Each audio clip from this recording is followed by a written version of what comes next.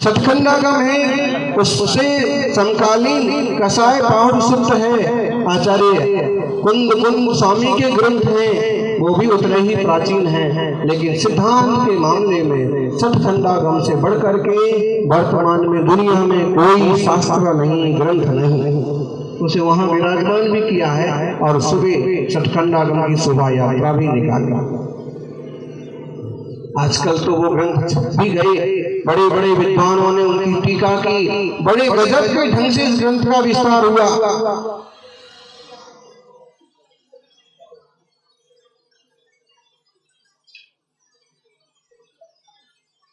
हाथों से लिखे हुए वो ग्रंथ पहले श्रवणबेलगोल में थे, बाद में मूढ़वत्री पहुंचे।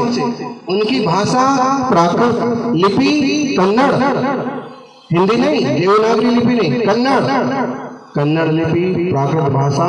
और मूढ़वत्री में कितने दिनों तक पढ़ते रहे। मूढ़वत्री में भी पता नहीं था। हम लोग गए थे तो वहाँ सिद्धांत रसदी बोल के एक मंदिर है, तो वहाँ के पंडित जी ने बताया कि महाराज जी पत्थर की शिखर जो बना है, शिखर के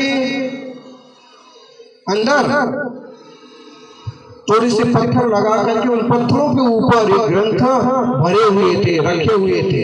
कहीं जैसे 6 माह तक जैन शास्त्रों की होली जलाई गई और जिनवाणी का सत्यानाश कर दिया। शायद घटना से प्रभावित होकर के कुछ बुद्धिमान लोगों ने उनको छुपा दिया होगा।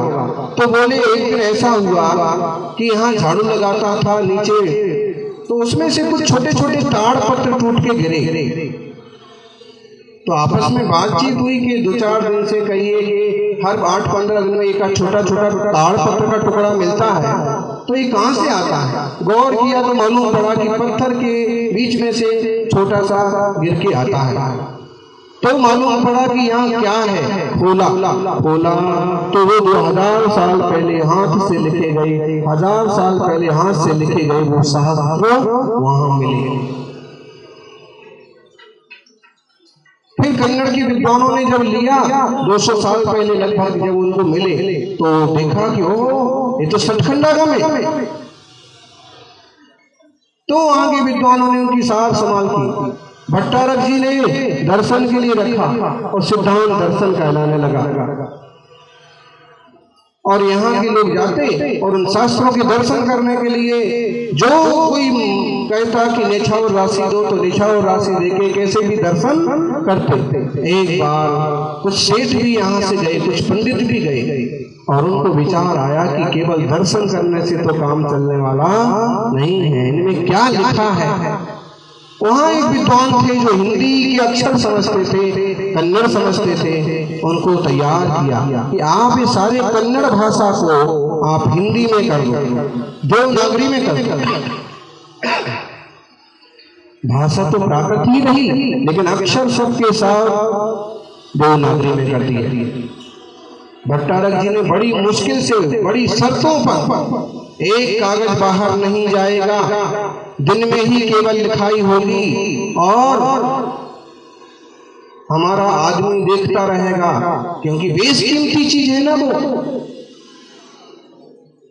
जो शर्तें थी सब मान ली। पंडित जी बहुत होशियार थे, और पंडित जी जितने होशियार थे उनकी पंडितानी भी उतनी होशियार थी। एक महिला शक्ति थी। पंडित जी दिन में लिखते और दिन में लिखे हुए कागज अपने साथ ले जाते, अपने कागज। दिन भर उनने मेहनत की, एक एक अक्षर लिखा, और वहां पंडितानी उनकी पत्नी लोकनाथ शास्त्री, उनका नाम क्या था, लोकनाथ शास्त्री, और उनकी पत्नी लक्ष्मी, ये दिन में लिखते और जब अपने लिखे हुए कागज अपने साथ ले जाते, तो पत्नी क्या करती, रात में लिखती, और एक नहीं 2 कॉपी हो जाती। देखो, मुझे लगता है कि जितना विद्वानों का हाथ है सतखंडागम को सामने लाने में, उतना ही उस महिला का, माता का भी हाथ है कि उसने डबल कॉपी। उसका परिणाम ये हुआ कि एक कॉपी तो जिन सेठों ने लिखवाई थी वो कॉपी ले ली, और उनके लिए जो थोड़ा सा वेतन था वो दे दिया। अब पंडित जी ने विचार किया कि एक कॉपी और जो है पत्नी ने जो लिखी है वो उसको अपन देंगे। तो सहारनपुर, विदिशा, ब्यावर, वहां के सेठों से संपर्क किया। तो सहारनपुर की जम्बू प्रसाद शास्त्री जी ने उनको, जैन साहब ने, रईस ने उनको बड़े अच्छे सम्मान के साथ ले लिया और फिर 3 कॉपी कराई।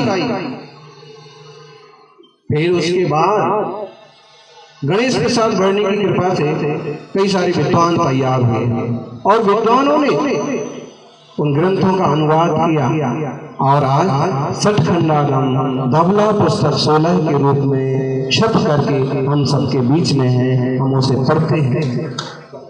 लेकिन सठखंड आगम जिनवाणी महावीर स्वामी की वाणी का वो हिस्सा जो आज 6 खंड के रूप में प्राप्त हुआ है। 6 खंड हैं, उसके 6 भाग हैं, 6 पार्ट, 6 पार्ट। इसलिए सठखंडागम जीवठान, खुड्डाबंध, बंध सामित्व, बेणा, बगड़ा, महाबंध, ये 6 खंड है। महाबंध जो है वो पुष्पतंत्र आचार्य का, उसमें कुछ भी नहीं रोल है, केवल भूतबली आचार्य का ग्रंथ है और उसकी भी 7 किताबें हैं अलग से, बड़ी बड़ी ज्ञानपीठ से छपी हुई है, धवला जी सोलापुर से छपी हुई है और जय धवला भी ज्ञानपीठ से छपी हुई है। बाद में इनके कन्नड़ अनुवाद भी हुए हैं, मराठी अनुवाद भी हुए हैं और आज तो ग्रंथ रूप में उपलब्ध है। सज्जनों, इन ग्रंथों का स्वाध्याय जरूर करना चाहिए। स्वाध्याय करना करें, दर्शन तो करना चाहिए। आपके मंदिर में तो एक भी किताब नहीं है, लेकिन उपलब्ध है। कई जगह के मंदिर वालों ने क्या किया, स्पेशल रूप से उस संस्था से बात की और हमें भी एक पूरा सेट चाहिए, सारी की सारी 16 किताबें चाहिए, मंगाई हैं, दर्शन करते हैं और कोई विद्वान होते हैं तो पढ़ते हैं। उन्हीं के सारांश रूप में नेमिचंद सिद्धांत चक्रवर्ती ने गोमटसार जीवकांड, गोमटसार कर्मकांड की रचना। सज्जनों, जिनवाणी अद्भुत है, अपूर्व है। आप ये मान के मत बैठ जाइए कि हमें तो समझ में ही नहीं आई प्राकृत भाषा, संस्कृत भाषा। अरे हिंदी समझने की कोशिश कीजिए। सूरज के उदय में सारा संसार सब कुछ जानता है। सूरज का प्रकाश नहीं होता है तो चांद के प्रकाश है, चांद का प्रकाश नहीं होता है तो फिर जनरेटर के प्रकाश में। लेकिन जनरेटर का भरोसा नहीं, कब तेल खत्म हो जाए। और जनरेटर की लाइट से आप पढ़ सकते हैं, जब जनरेटर भी नहीं होता है तो दीपक के भरोसे भी आप पढ़ सकते हैं, ज्ञान प्राप्त कर सकते हैं। ऐसे ही सर्वज्ञ भगवान महावीर स्वामी रूपी केवल ज्ञानी सूर्य, और केवल ज्ञानी सूर्य जब चला गया तो गणधर देव आदि रूपी चंद्रमा, और गणधर देव रूपी चंद्रमा भी चले गए तो कुंद समंद्र भद्र कलंक जैसे पूज्यपाद जैसे महान जनरेटर आचार्य जो जिनवाणी को आगे आगे विकसित किए, बढ़ाए, और वो भी जब चले गए तो वर्तमान के आचार्य और लिखित रूप में जिनवाणी का दीपक है, उससे आज हम जानते हैं, उसके बल पर हम लोग मोक्ष मार्ग में चलते हैं। ऐसे जिनवाणी का श्रुत का पर्व है, इसलिए इसको श्रुत पंचमी बोलते हैं। पंचमी क्यों बोलते हैं? क्योंकि जेठ की आज पंचमी है, जेठ शुक्ला पंचमी, तो पंचमी ऑलरेडी थी और उस दिन ग्रंथ पूरा हुआ तो नाम क्या हो गया? श्रुत पंचमी। और योग संयोग की बात कि जिस दिन इस ग्रंथ की पूरी पूर्णता हुई उसी दिन 2000 साल बाद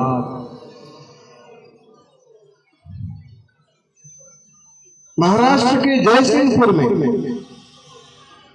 मुनि कुंजर आचार्य आदि सागर महाराज अंकलीकर को आचार्य पद प्रदान किया गया था। इस बात को 106 साल पूरे हो गए।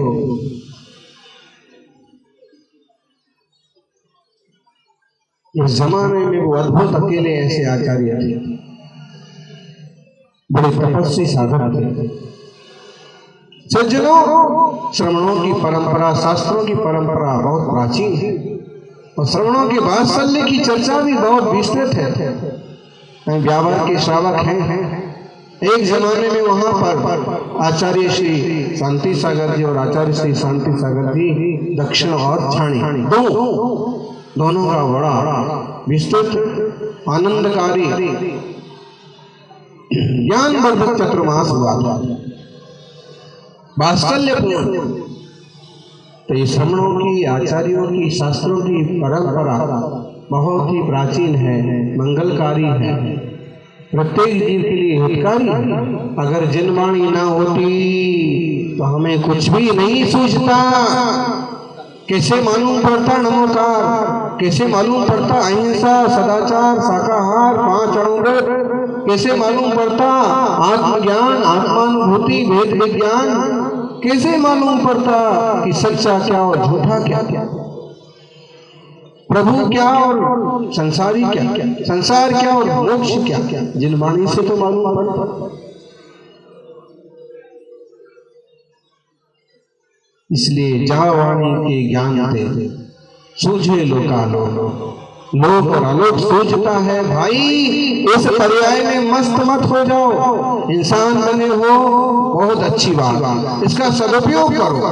परिवार है, परिवार को चलाओ, काम है, काम को करो, लेकिन राम को भूल करके काम में ही मत लगे रहो। आत्मा राम को भूल करके संसार के व्यसन विकारों में मत फंस जाओ।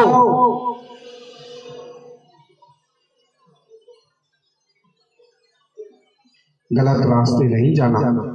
जिनवाणी कहती है 7 व्यसन का त्याग होना ही चाहिए। मद्य, मांस, मधु का हमेशा त्याग हो, एक गृहस्थी का। ना वो शिकार करे, ना मांस खाए, ना शराब पिए, ना किसी और की औरत को तंग करे और ना वह किसी गलत रास्ते चले, ना जो एक अच्छे गृहस्थी के लिए शोभा देता है। ऐसे श्रावक धर्म का, गृहस्थाचार का पालन करें। इसको जिनवाणी में श्रावक धर्म कहा है। और जो सर्वसंग त्याग रूप है वो मुनि राजों का धर्म है। ना हिंसा, ना झूठ, ना चोरी, ना कुशील, ना परिग्रह, सारे पापों का त्याग।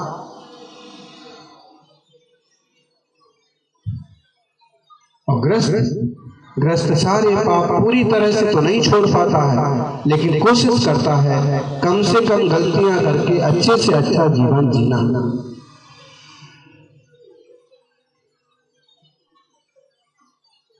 आचार्य आदि सागर जी का ऐसा ही प्रभावक जीवन था। पुष्पदंत भूतबली की कहानी हमने आपको बताई। दोनों राजा और मंत्री होने के बाद भी उन्होंने ऐसा कठोर व्रत वाला जीवन स्वीकार किया और सत्कंडागम की रचना की। सज्जनों, हमारा देश ऋषियों का देश है, महापुरुषों का देश है। और हमारे यहाँ सरस्वती जिनवाणी बहुत प्राचीन पद्धति और शैली है। वेद, पुराण, शास्त्र, उपनिषद हमें आत्महित का मार्ग बताते हैं। स्वामी समंतभद्र ने जिनवाणी को भी 4 हिस्सों में बांटा और उसे वेद कहा। प्रथमान योग वेद, करणान योग, चरणान योग, द्रव्यान योग। प्रथमम करणम, चरणम, द्रव्यम नमः। 4 वेद हैं, अनेक पुराण हैं, अनेक शास्त्र हैं। इस जिनवाणी के बल पर हम अपनी आत्म विशुद्धि करें।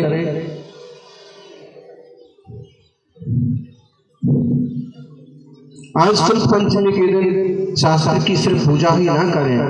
पूजा तो करना ही है, सरस्वती पूजा तो करना ही चाहिए, लेकिन उन शास्त्रों का रख रखाव, स्वच्छता, इसके साथ साथ स्वाध्याय की परंपरा जरूर रखें।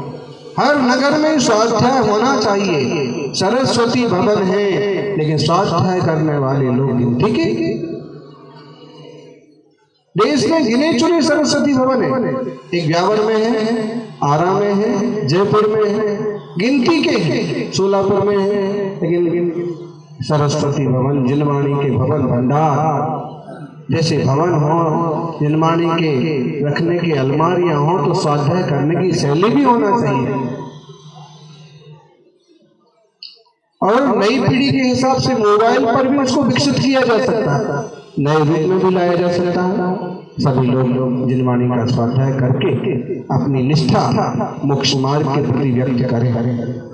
यानी पिता की संपत्ति पाकर के तो आप बहुत खुश होते हो, फिर आचार्य रूपी पिता की संपत्ति जिनवाणी पाकर के क्यों नहीं उसका पूरा लाभ लेते हो? अरे जिनवाणी में वो सिद्धांत के सूत्र हैं कि आत्मा परमात्मा हो जाए।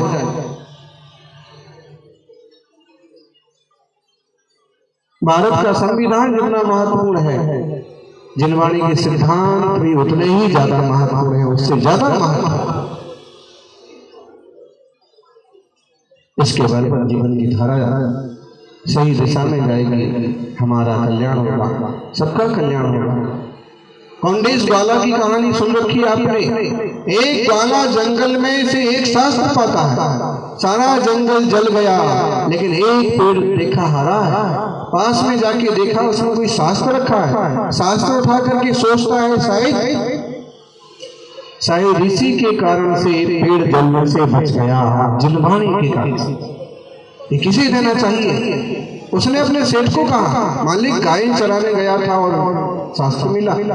सेठ ने कहा कि जब कोई मुनिराज घर पर आहार को आए तो उन्हें भेंट करना, और मुनि को शास्त्र दान दिया। मुनि शास्त्र पाकर के प्रसन्न हुए। ये अनपढ़ ग्वाला उस शास्त्र दान के प्रभाव से कुंद जैसा महान आचार्य हुआ। इसलिए जिनवाणी लिखना, लिखाना, दान करना, कराना, छपना, छपवाना और स्वाध्याय करना, पढ़ना, पढ़ाना, इससे आत्मा का हित होगा, कल्याण होगा।